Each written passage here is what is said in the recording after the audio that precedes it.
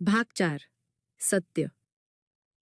चौथ्या रात्री संपूर्ण कुटुंबाला आवाज ऐकू येऊ लागले. पावलांचे, कुजबुजण्याचे आणि बाळाच्या रडण्याचे. त्या घरातील वातावरण इतके भयानक झाले की अखेर कुटुंबाने घरातील जुने पाटण्या आणि कपाटातील कागद चाळायला सुरुवात केली. त्यांना जुन्या वर्तमानपत्राच्या कात्रणात एक बातमी सापडली. या घरात 5 वर्षांपूर्वी एका जोडप्याने आपल्या मुलीचा गळा आवळून हत्या केली होती आणि त्यानंतर ते गायब झाले. त्याच क्षणी घरातील सर्व दिवे बंद झाले.